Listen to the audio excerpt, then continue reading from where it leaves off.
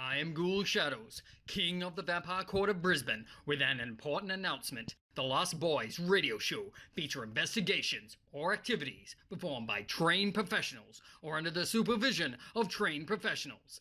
BFM and the Lost Boys insist that no person attempt to recreate or reenact any activity or investigation performed in this show.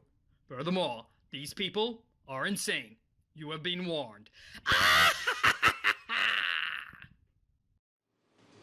So welcome to another exciting instalment of the Lost Boys on 100.3 Bay FM, Heart, Soul and Spirit of the Bay. This is an episode, well, it's extraordinary to say the least. It's a bit of a difference and it's got a lot more of a paranormal flavour, Liam, than our first show. Would you agree? It does, so quite a bit more paranormal in this one and almost 12 months in the making. Absolutely, almost 12 months in the making. There's a bit of coincidence and there's sort of synchronicity and serendipity in play here with the story in making. There is, so this was a bit of a legend tripping expedition that started all the way back in Halloween 2019. Halloween 2019, pre-COVID, who knew, right? But we were sitting at a bar in the valley, Fortitude Valley, Brisbane, called RG's, and we were on the hunt of a 1850s poltergeist outbreak story. So quite an incredible poltergeist outbreak that had taken hold in a pub all the way across Fortitude Valley from where we are now, back through the 1850s, 1860s period.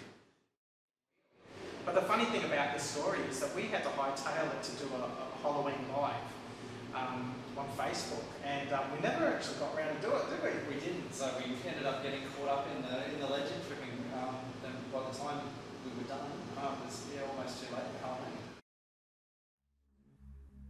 The Fortitude Valley poltergeist we were initially investigating was mentioned in a wider article published in the Sunday Mail in 1941. The story, as it was penned almost 80 years ago, goes thus. The valley itself was only sparsely settled, and the one shanty, which appears in the original licensing records as the Stranger's Home Inn, was sufficient for a time to serve the local people, the timber getters and general teamsters. As the valley showed signs of growing, the landlord of the Stranger's Home decided to build extra accommodation. These additional quarters were erected at a short distance from the inn proper and were of the type usual in those days.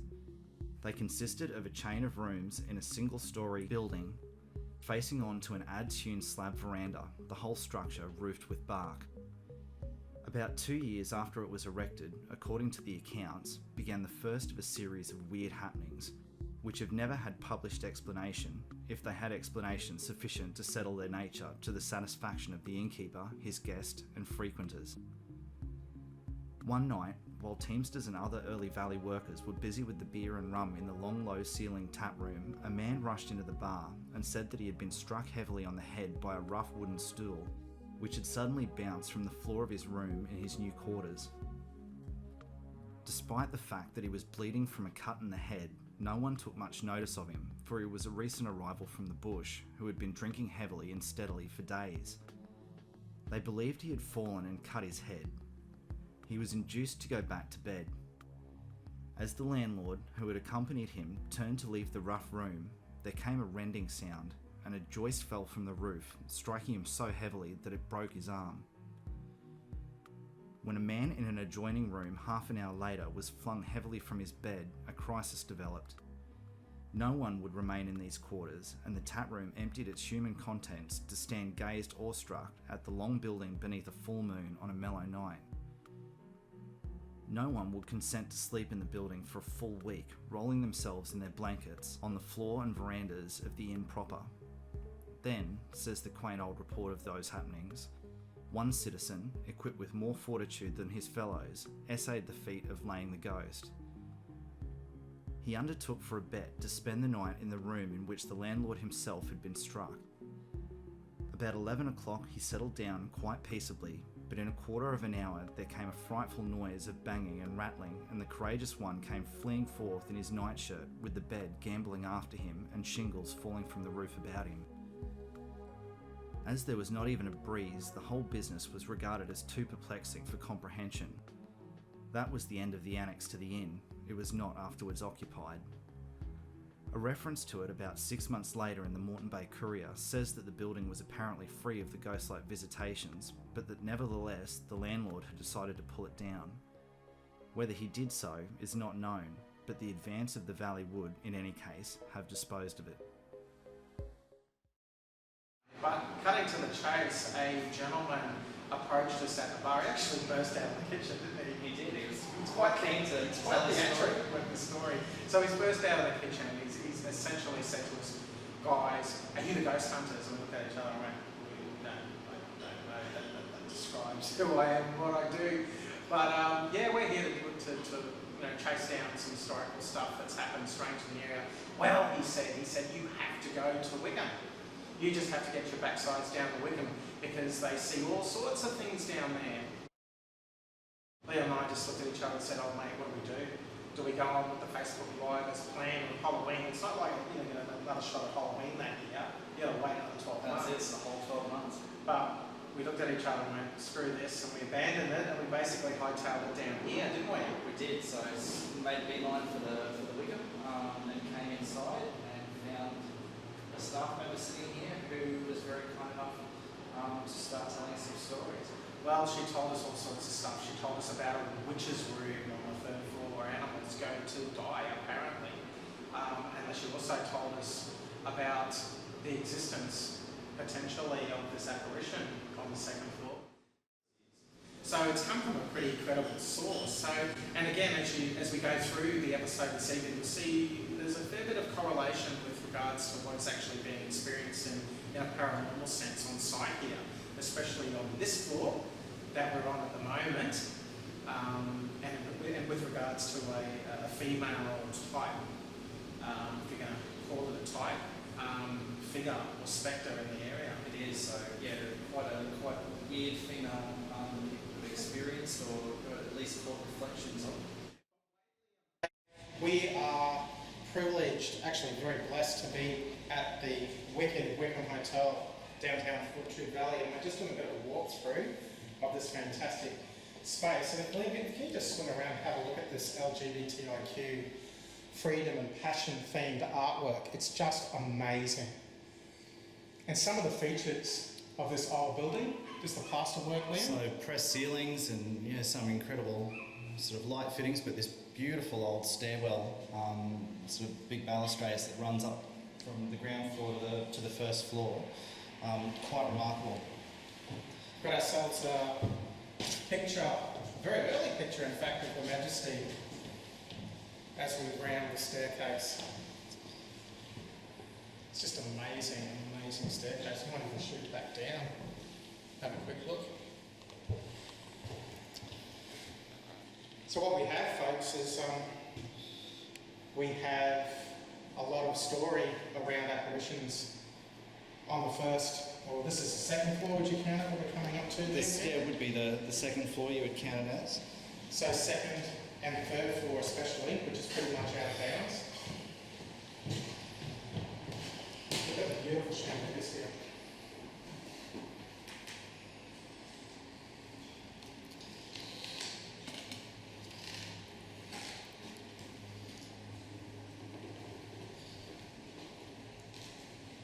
Just get a shot of you as well.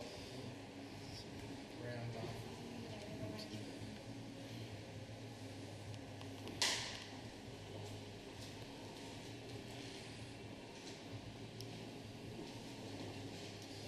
So a lot of people have claimed that they've seen a feminine apparition in this particular part of the pub, especially towards the rear where we're heading towards now. Yep, so down into a little sectioned off area where the toilets currently are.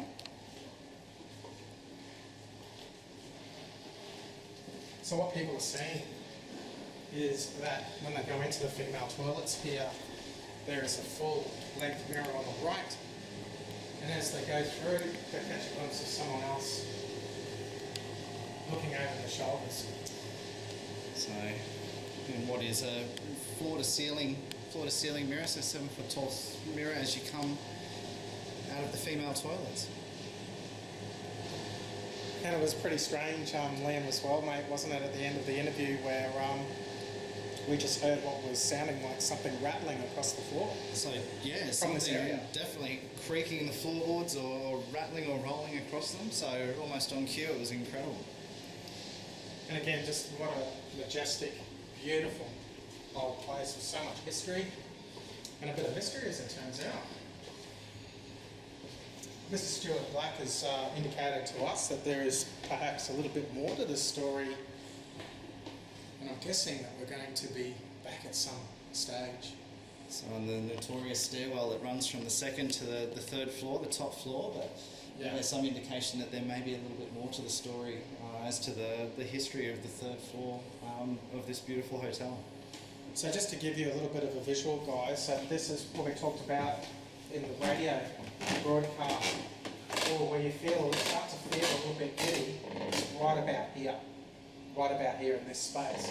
And it's quite curious because it's almost directly underneath another point of interest on the third floor, where that same sort of imbalance or feeling of imbalance, and there's a real gravity to it, isn't there, Liam? There is, so quite a bit of energy that goes along with it. You know, quite a heavy feeling, but very palpable.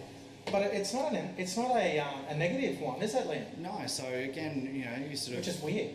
feel that heaviness, but again, it's nothing terrifying or negative or nefarious about it at all.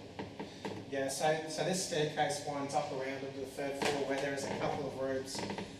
Folks, I wish that we could actually take you up there and show it to you, but just as a bit of a description, we have these rooms where on the outside of the windows, what would you describe it as being a few bird carcasses piled up? Yeah, so a few birds that have met a relatively untimely end by the look of it, but sitting out on the windowsill itself. So, strange or anomalous EMF readings here. Anomalous EMF readings on the third floor. And then as we move into those rooms, what happened there, Liam? So again, more anomalous EMF readings, where it's jumping up quite high. So, like I said, it's you'd expect the same kind of thing standing probably in front of a microwave. They're sort of nothing to be completely concerned about, but definitely far higher than anywhere else in the rest of the building, which again is quite curious given that they're the areas that people claim they've had experiences or felt something. And no real power running through those sections of the building either. We did a bit of a sweep around here, except for some smokies, etc., and some emergency lighting. There's nothing really, like in terms of leakage that you would expect. Would you agree with that, Liam? Yeah, so nothing that obviously stands out as being being an emitter of high EMF. Wow, so there you go. Again, just an amazing space. We'll walk through here, Liam, maybe? Showcase this area. So this is really the functions area of the place. Again, it's just magic. Just a magic spot.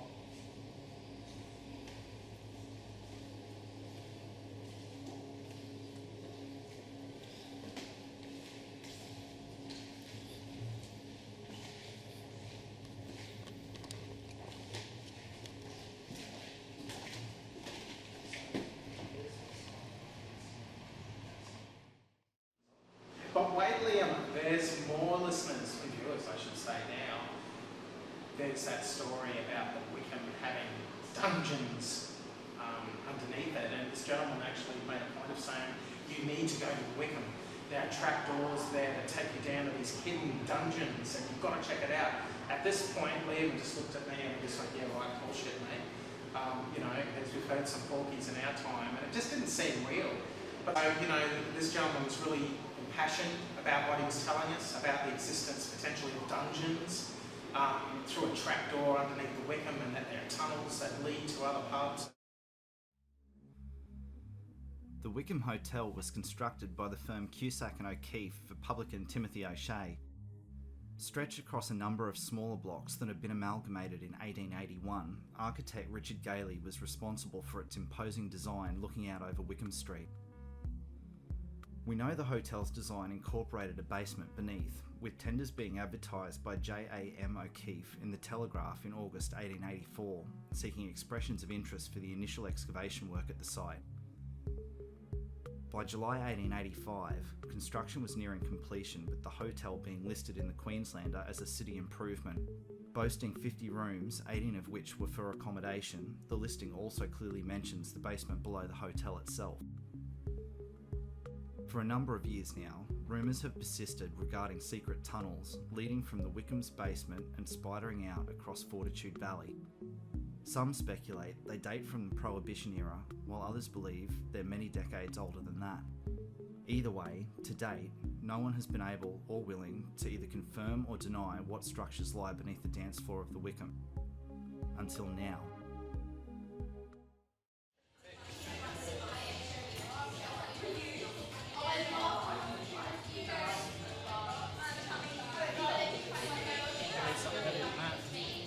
Maybe that circular little connection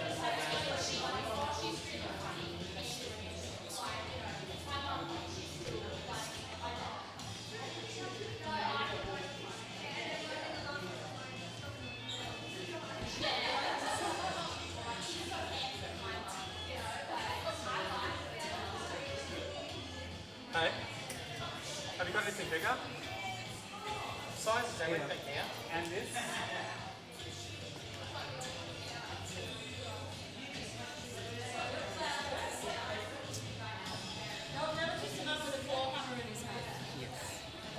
I'm good now. How can I help you? It's okay. Okay. I think I just burst something, Liam. Just So folks, we finally made it here down to the Wickham. What an amazing historical place. Quite heavily featured throughout recent history anyway in the LGBTIQ community in Brisbane.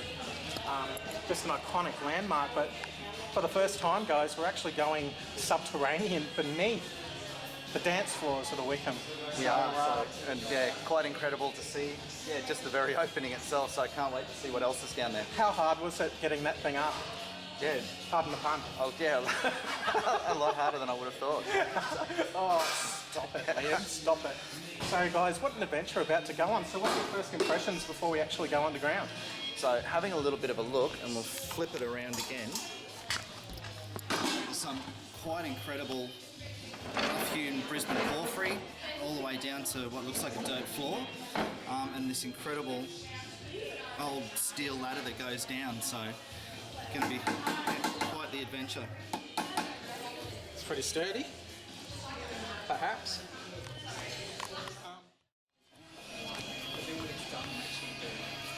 Alright, so Liam's about to head down this rusty old ladder. What an amazing space, guys. Pretty solid, Liam? So very solid. Alright, mate.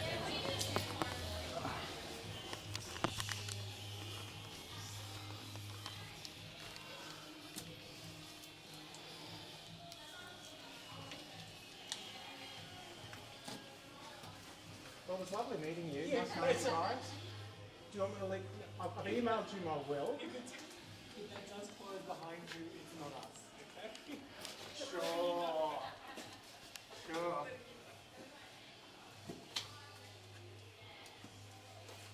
Wowzers. So look at this incredible old archway Oh, wow.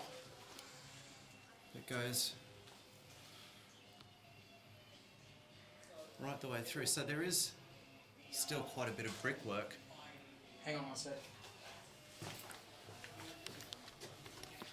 Hey, Stuart, can you do me a favour? Can I just get access to my black bag, please? Thank you.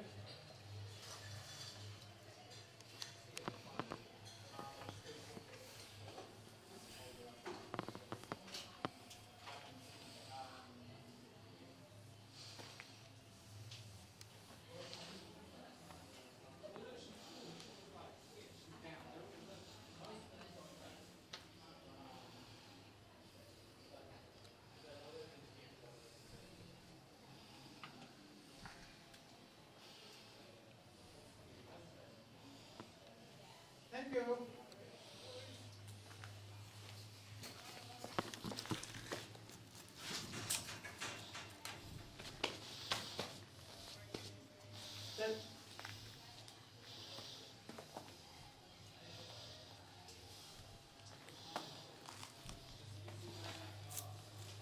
So guys, welcome to another absolutely amazing episode of The Lost Boys on 100.3 Bay FM, the heart, soul and spirit of the Bay.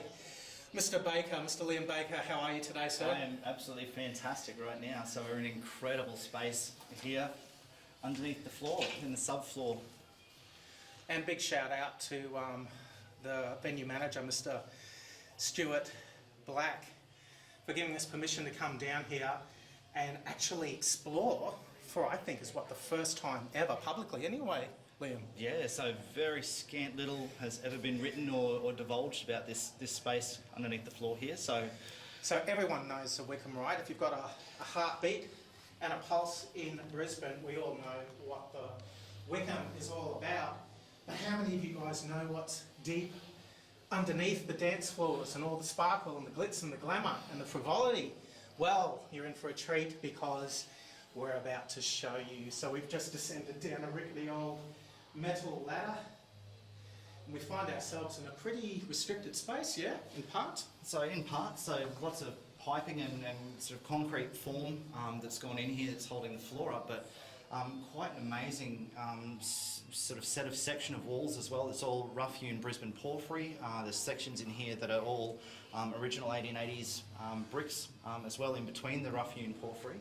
And a bit of what looks like, was potentially a dirt floor, but over the last 135 odd years, and this area would have filled up, a number of times with flooding as well. There could be a solid floor underneath us, we're just not quite sure. Right, just an amazing location. So a lot of history here and a lot of mystery because, as you know, and we've given you a bit of an indication, folks, about the synchronicity and the serendipity that's led us to this space and a bit of the folklore around subterranean tunnels that run from here right throughout the underworld of the Fortitude Valley. I just can't get words out because it's just really amazing, isn't it? Yeah, it's incredible. So we've got old brickwork. How old do you reckon this brick is? So quite old. So there's some Virginia brickworks bricks down here that I've seen. There's one of the old Britain's bricks from the Darra brickworks there as well, which would be, I'd say, going on at least 100 years old. That one just sitting there on the ground in front of us. Wow, so just living history right here. Let's explore this archway here. Liam, what do you reckon? Is it unusual to have this sort of structure here? Is that a load-bearing thing? So again, it's quite unusual because you've got a brick archway that's fitted into this sort of rough-hewn, almost looks like sandstone at this point. It's not Brisbane porphyry, although there is majority Brisbane porphyry, but the fact that it's been whitewashed says to me that this isn't just an underfloor area, that at some stage people would have been coming down here. It's been tidied up to the point of having this whitewashing put on the walls. Well, mate, what do you make of these? So, guys, I'll just describe to you what I'm seeing. I'm seeing some rusted old bolts in the side of one of these archway structures, and I'm seeing quite a penetration in the opposite wall. So it looks like a gate. I'd say, yeah, there's been almost like the hinge side on one side. Or maybe a cage, gate or bars have been down here. Because remember, and this is just the lore, guys, not saying that this has ever happened, but some of the stories that we've heard about this place is there were dungeons underneath the Wickham. And would you say that what we've found here in these bolts and I guess anchoring points on the arch are conducive to that? Yeah, it would. I guess for anybody who just had a very quick look, it would almost look like there was shackles on the walls. Wow, yeah. I guarantee you these ones aren't, but yeah, it would definitely give rise to you questioning what you were seeing. Wow. But why gates down here, Liam? So depending on what was locked in these areas, so yeah, definitely, another archway again, all whitewashed. Looks to be hinge pins, and locking devices in here. And I was going to say that is one of the most bizarre things I have ever seen. It's just like the old Sesame Street here. Some guys, one of these things doesn't fit together. We've just walked into this room. And we'll have video of this for you guys, and you can follow it up on our Facebook page after this. And there's this strange stool in the middle of nowhere in the corner of this room. So almost the interrogation room. This bizarre stool in the middle of it. Wow. Amazing. Well, this section is pretty much sealed.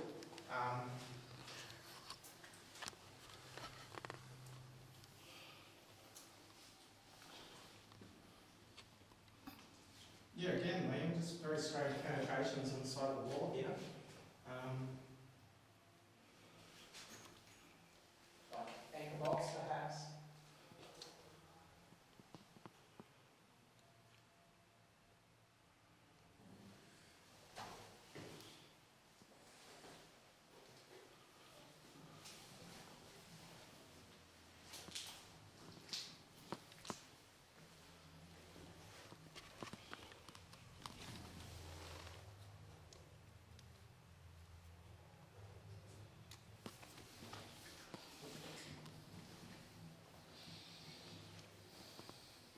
Various keys in place.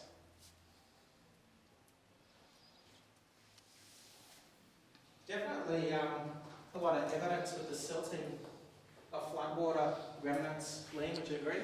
I was going to say, lots and lots of silt through here from floods, but there's actually some writing on the other side of this archway from 1961. So from a J. McEwen, I can't quite make out that name. Maybe J. Hale, 30th of the 11th, 67, that one. And J. McEwen's the 1st of March, 61. And so some people tagging deep underneath the Wickham of all places. So 60-year-old graffiti on the... Wow.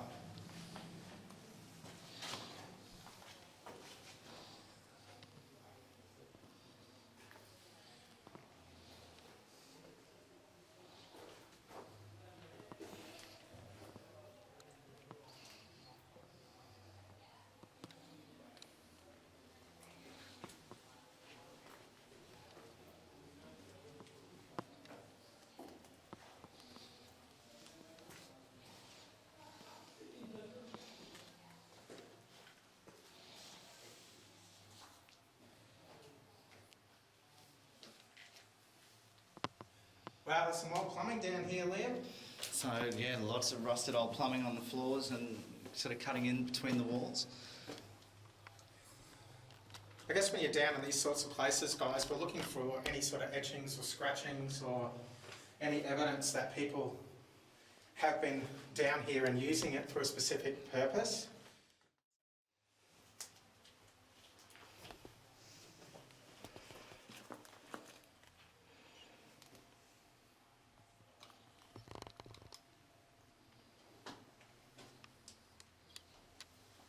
Feeling like a little bit of an activation through here.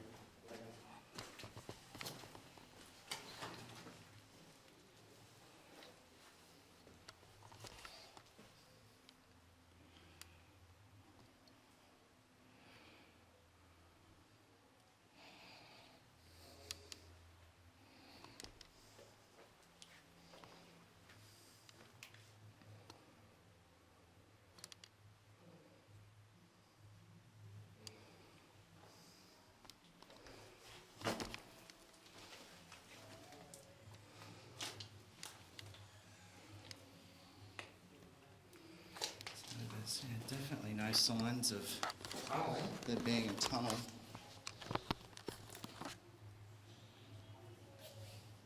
everything looks like, in terms of the brickwork, that it's matching. No new additions or newish additions.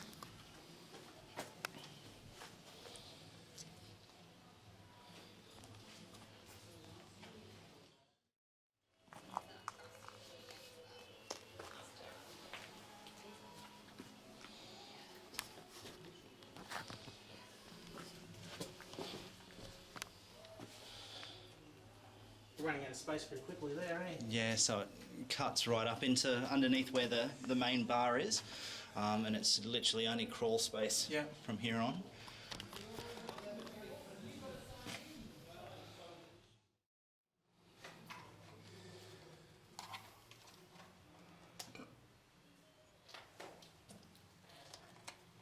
Normal readings? Nothing.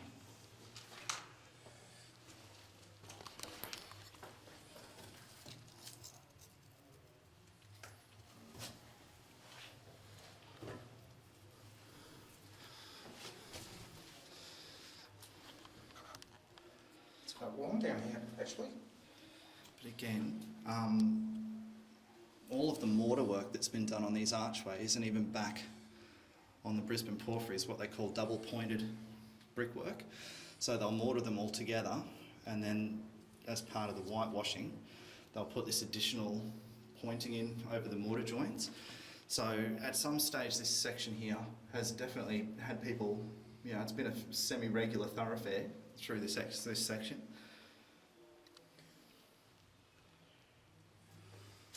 But still, no real clear evidence that any tunnels have run. No, nothing at all to indicate that there's ever been any kind of tunnel that's run out of this basement at all. Myth busted. Myth absolutely busted. So it's all bricked in nice and tight down here. But the stool, though. The stool is, again, it's got my head a bit spinning on why there's a rather large, completely empty room with a stool sitting in the middle of it. Sometimes you just want to be alone, don't you? That's it. That's it. This is the naughty corner, I think.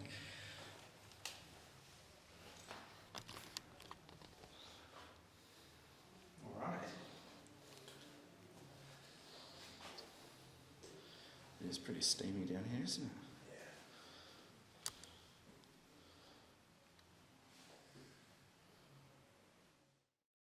Where's it done? Well, folks, we have survived our little incursion underground at the Wickham. Summing up, Liam? So again, quite an incredible space, incredible architecture, very early, 135-year-old architecture under here, but myth absolutely busted that any tunnel seems to have ever run out of this basement at all. So it's, completely enclosed down here. And I guess that's because we can't find any mismatched brickwork or anything that looks like it's actually covered up a penetration out of this basement. How about the graffiti? So again, incredible graffiti, 60-year-old. So probably one of the few, if not maybe the first people to actually witness that. 60 years on from when it was first penned on the walls. And what were the names? So McEwen and I can't remember the other name, but from 61 and 67. So going back almost 60 years ago. And that stool, though, in the middle of the room. Bizarre stool. So not sure what's going on there, but very, very unusual. If that stool could actually talk, Liam, what would it actually tell us? That's it, if it could tell its stories. Absolutely.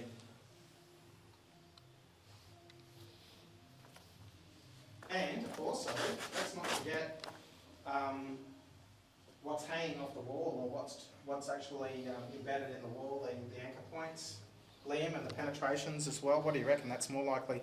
So it looks to be maybe some kind of a gate or some kind of security feature that they've put in. Cage. Could be a cage. Maybe to keep the beer kegs safe. So very possibly. So you want to keep them safe, in a much earlier Brisbane, unless they end up on the street and on the back of someone's car. Or maybe the cages were there to keep something a little different safe. Who knows? That's it. So definitely, could have given rise to the stories of dungeons underneath here. Yeah, the Wickham does not disappoint, guys.